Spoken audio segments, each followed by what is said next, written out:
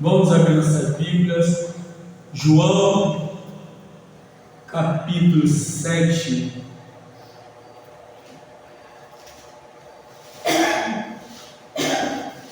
João, capítulo 7. Glória a Deus.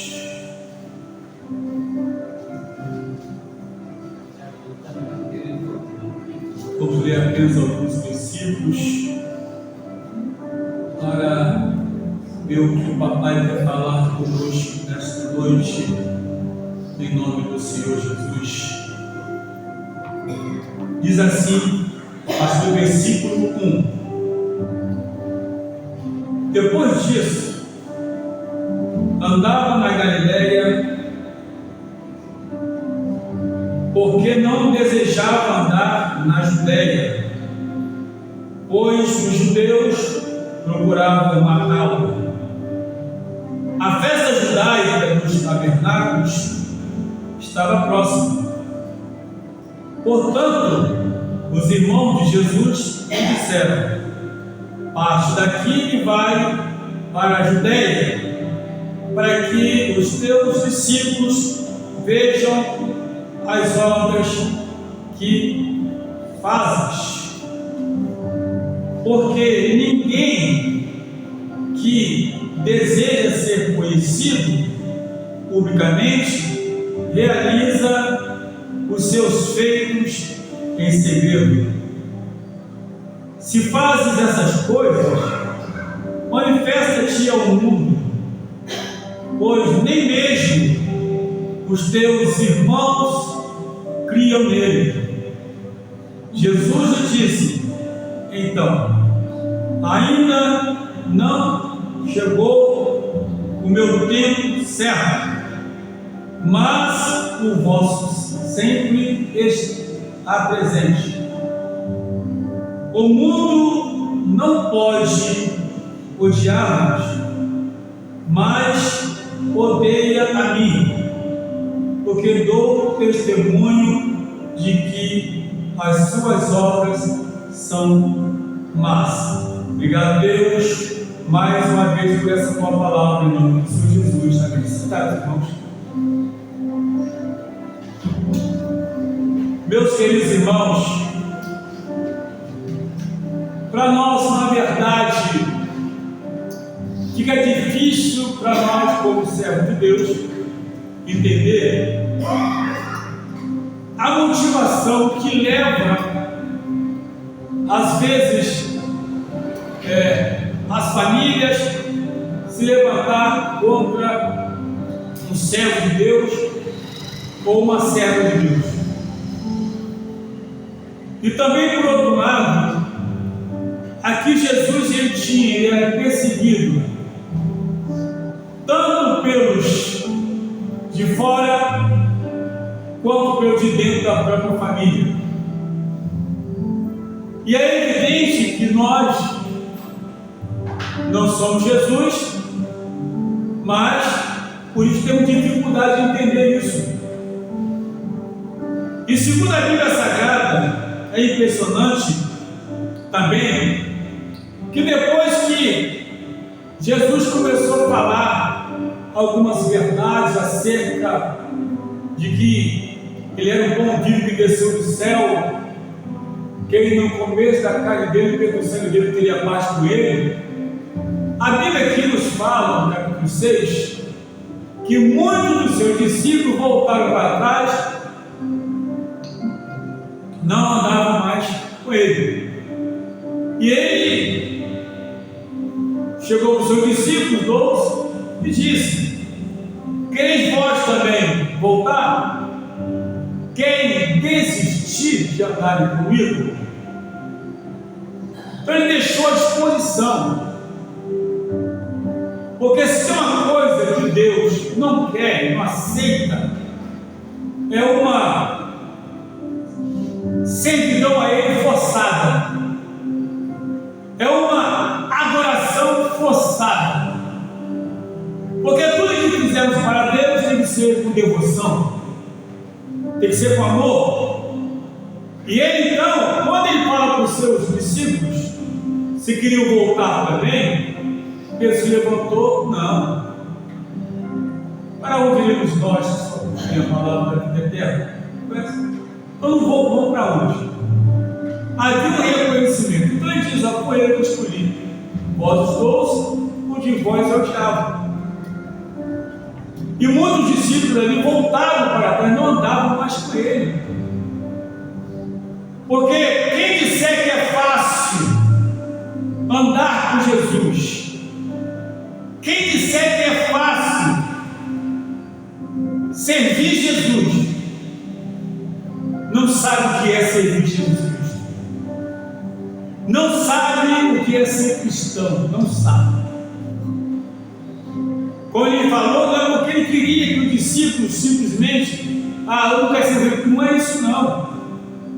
Ele queria, mas que servisse a ele de boa vontade, de coração voltado para ele.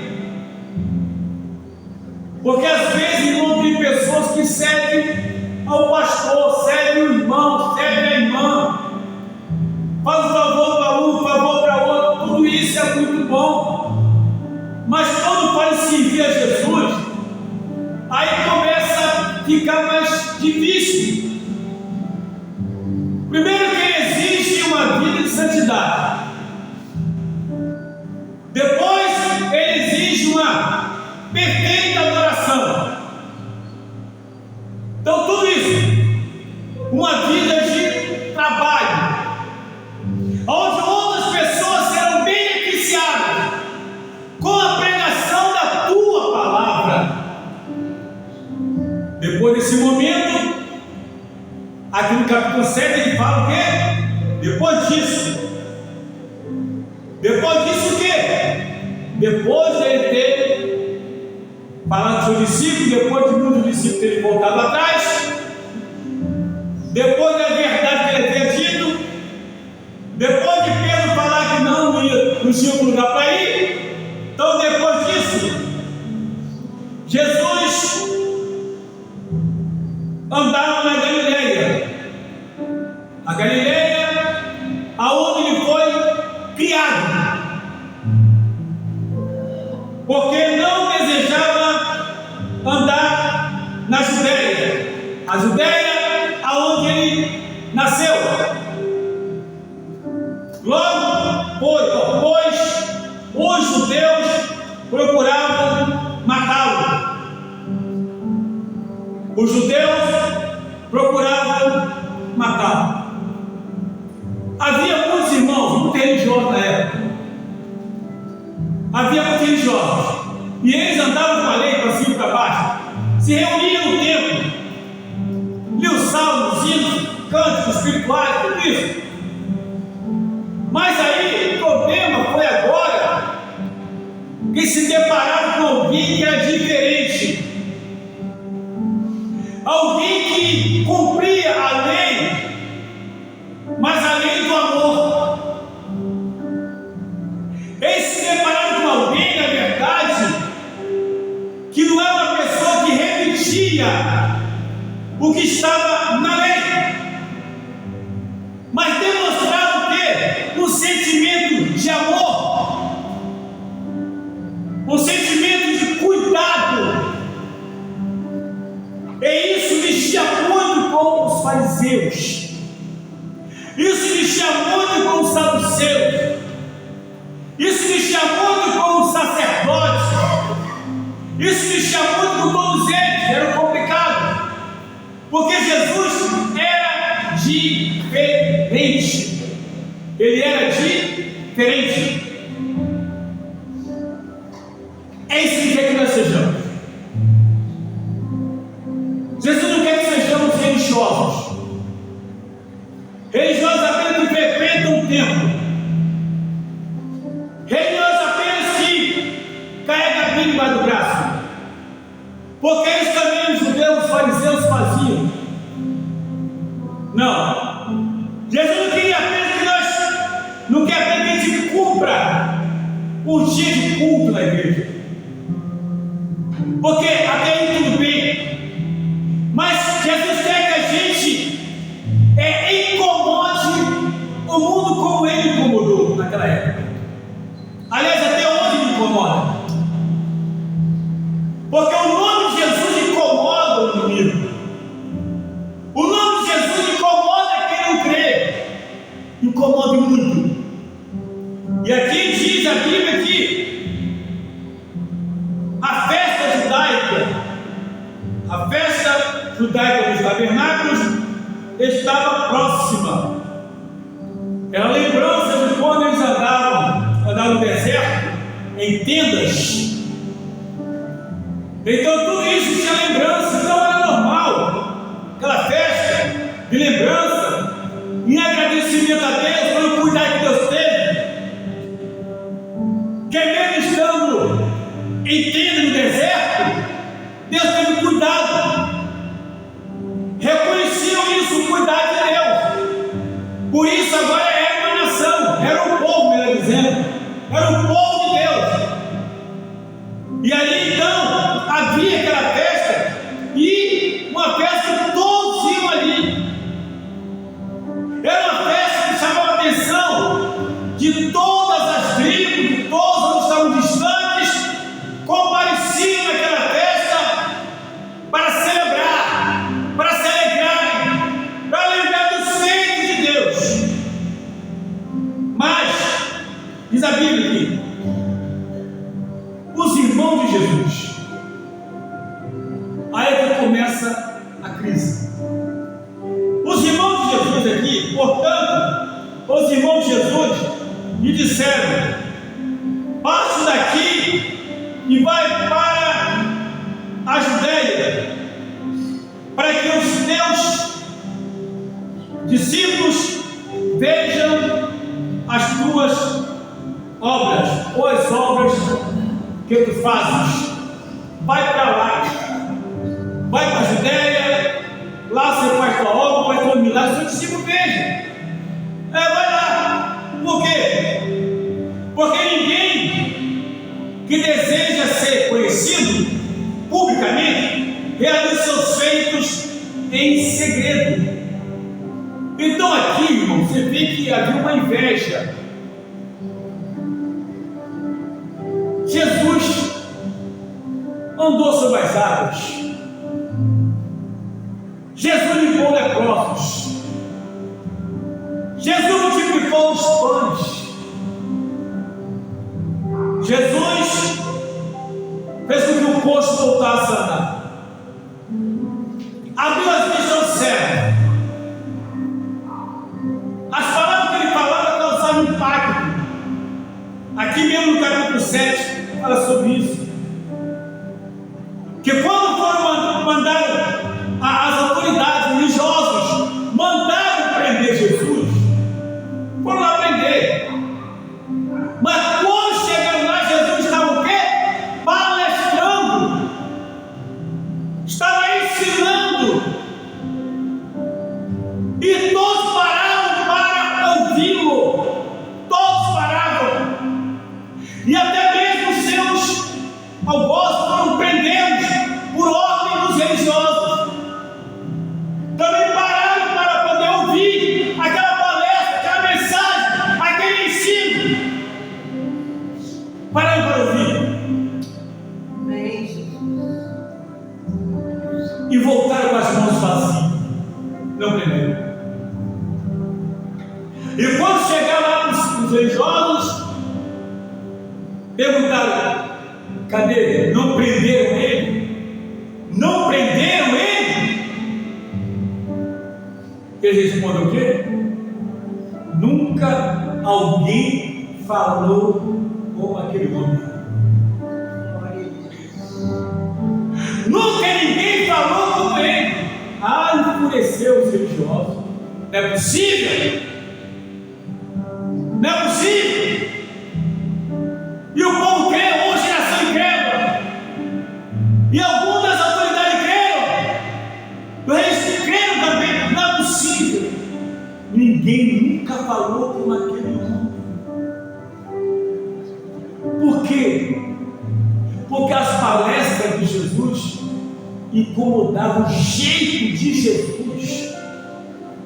incomodava até a própria família, incomodava os irmãos. A santidade de Jesus incomodava até essa família, incomodava seus irmãos. Ou seja, a crise de Jesus Cristo não estava apenas com as pessoas de fora, mas também com os da família. Trabalhar para Deus, fazer a vontade de Deus, causa tudo isso. Causa, porque a família não entende. Você pode entender o teu chamado. Deus te chamou, conhece seu chamado, mas nem sempre a família entende o chamado. Irmãs, e até duvido que é Deus que está na tua vida. Devemos aprender a conviver com isso,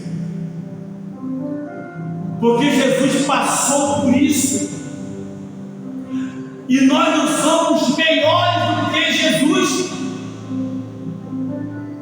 Ele próprio teve crise no meio com seus irmãos. Vai lá, quer aparecer. As pessoas pensam assim. Quando você está trabalhando para Deus, se dedicando para Deus, começam a achar que você quer aparecer. Não sai da igreja, só vive lá, só vive assim, só vive acolá. Não entende quando Deus chama, Ele dá responsabilidade, Ele dá talentos, como está em João, em Mateus, 25.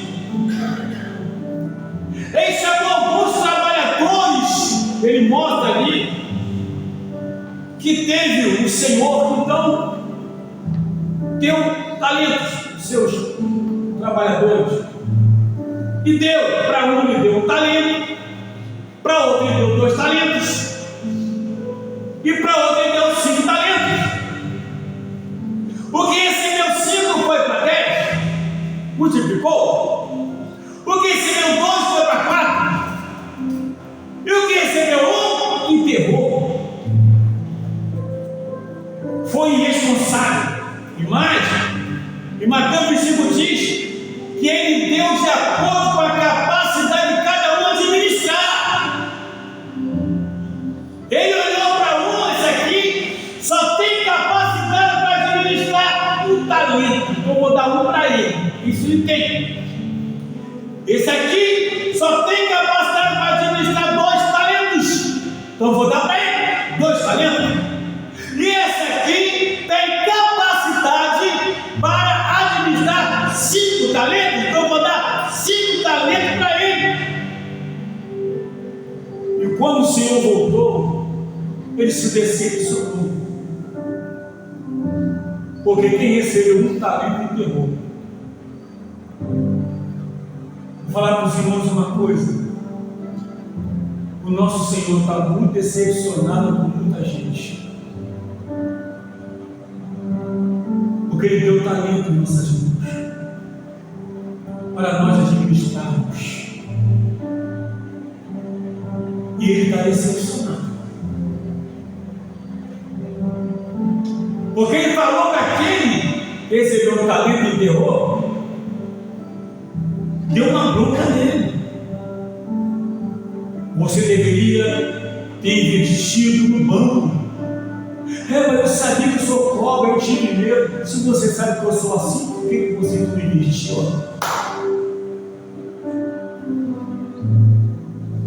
E ele tomou o talento dele, pegou dele e deu porque já tinha 10. Ficou com 11. Você vê que aquele que tinha 5, com capacidade, foi para 10, então mais um não vai fazer diferença. Mais um. A aprendamos uma coisa: quando Deus nos dá um talento que você administra bem, depois te dá outro. Mas eu sei dar outro. Mas eu tenho que pegar aquilo que Ele me deu e administrar. Eu tenho que botar, eu tenho que angariar. Eu tenho que investir. O problema todo para a gente, não para Deus, é que quando você investe no talento que Deus te deu, Ele vai te dando mais talento, Ele vai te ocupando mais. E quando Ele se ocupa mais, ninguém entende, ninguém quer saber, não quer saber que, como Jesus aqui, os irmãos dele ficaram, não, vai lá, vai apresentar, como diz aqui, porque ninguém que deseja ser conhecido publicamente realiza os seus feitos em segredo. Vai para lá se apresentar, vai para quer aparecer. Não é isso. Ninguém trabalha para Deus para se apresentar. Ninguém trabalha para Deus para dizer que trabalha muito. Aí eu faço muito, eu falo, não, só faz aquilo que Deus manda. Isso não é muito. Não é muito. É só aquilo que Deus manda. E aqui mostra que Jesus tinha problema da sua própria família. E diz mais: se fazem essas coisas, manifesta ao mundo. Vai lá, vai aparecer para todo mundo. Não quer aparecer? Pois nem mesmo seus irmãos criam nele. Nem os irmãos acreditavam em Jesus. Se Jesus passou por isso, é lógico que todo trabalhador de Deus vai passar também. Se Jesus passou por isso, todo aquele que tem chamado de Deus vai passar também. E mais, temos que foram chamados por Deus, não estão exercendo o que Deus deu com maestria, porque são impedidos muitas vezes pela própria família. A família muitas vezes não colabora. Eu nunca vi isso.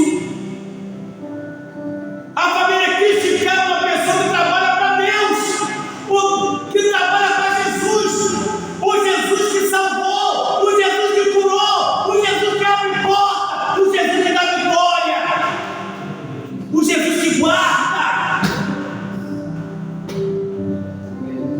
Né?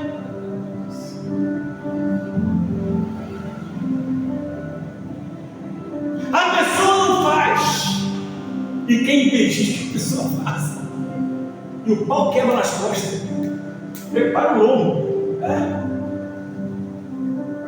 porque está criticando. E vou dizer, quando Deus chama e dá os talentos e a pessoa se dedica, se prepare para apanhar, mas apanha por silêncio. Não dá para brigar, não. Jesus não brigou. Apanha e glorifica a Deus.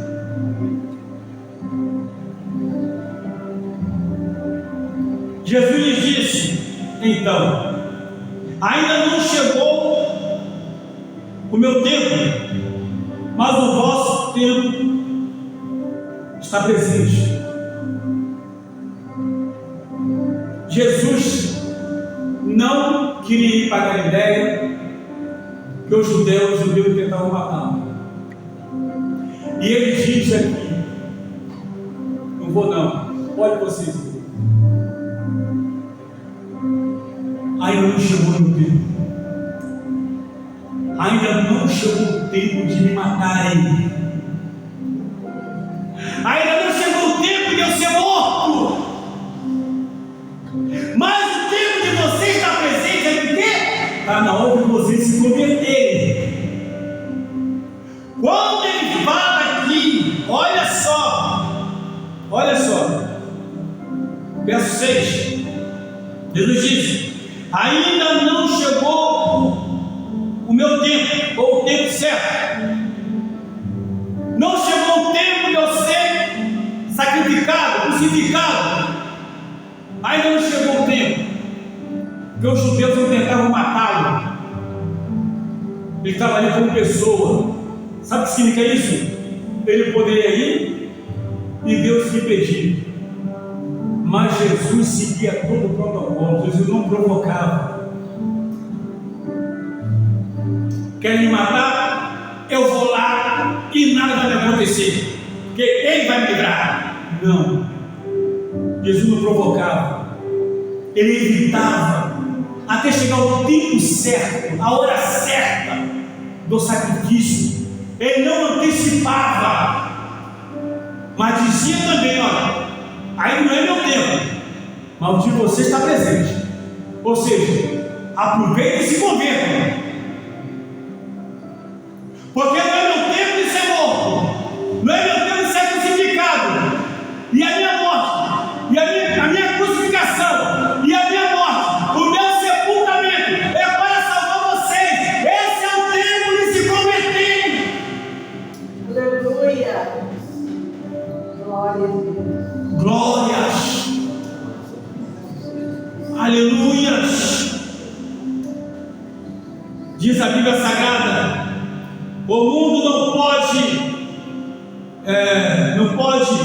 odiar-vos, mas odeia a mim, porque dou testemunho de que as suas obras são más. Olha o que ele falou para os irmãos dele: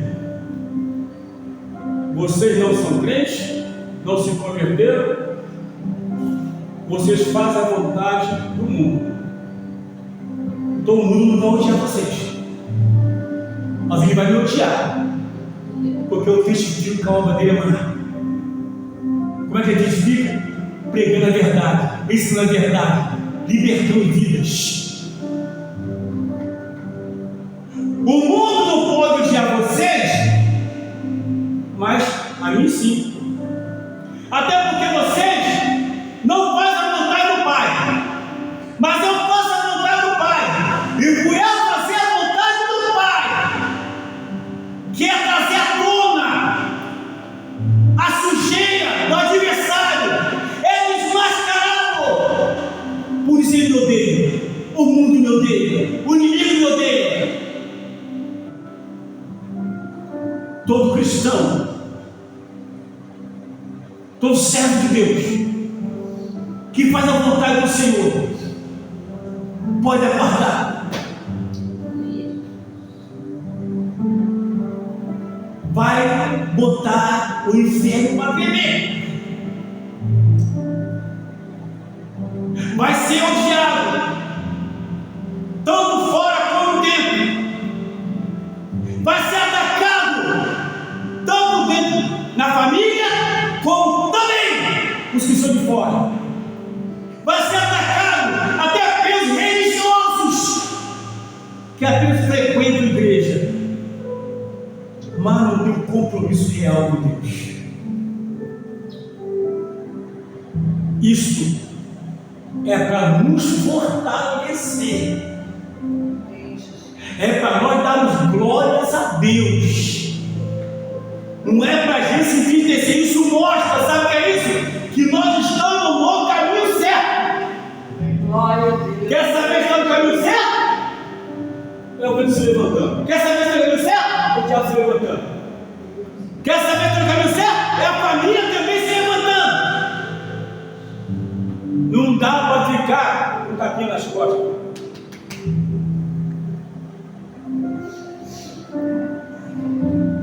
Não espere aqui nas costas de ninguém. Não espere aqui nas costas de ninguém. Se prepare para a perseguição. Se prepare para a rejeição.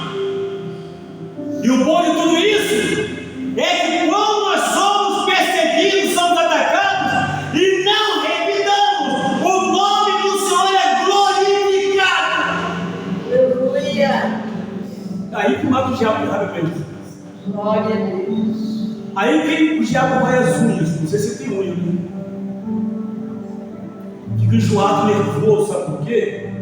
Porque a nossa vida com Deus é muito importante.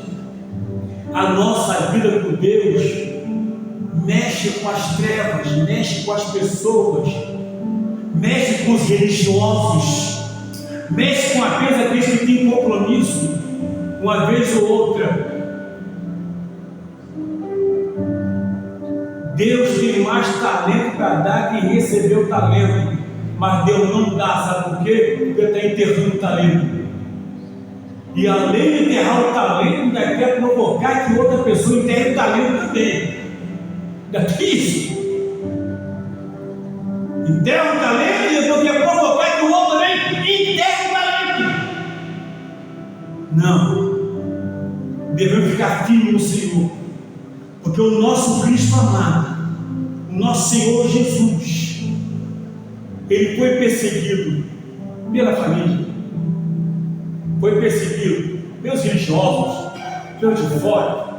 Sabe por quê? Porque nele havia luz. E em quem a luz incomoda, o diabo não chega perto. A Bíblia diz, em Tiago 4,7, chegavos a Deus e resistiu o diabo e fugirá de vós. Então quem tem a luz de Cristo, o diabo não se aproxima, ele incomoda. Que possamos aprender a cada dia com Jesus Cristo. Aqui está, Jesus passou por isso. Eu, você, nós temos que entender que quando fazemos a vontade do Senhor, a família não vai entender, outras pessoas não vão entender, porque está brilhando a luz, está incomodando as trevas, está incomodando todo mundo. Mas devemos o quê? Firme. E outra coisa, ninguém parte antes sem a permissão de Deus. Como Jesus disse, ainda não chegou a minha hora. Ela vai chegar, mas não é tempo ainda. Enquanto não chegar a nossa hora, a gente vai estar incomodando muita gente. Muita gente. Tudo para a glória do nome de Jesus Cristo, que vive para todos sempre. Glória a Deus. Aleluia.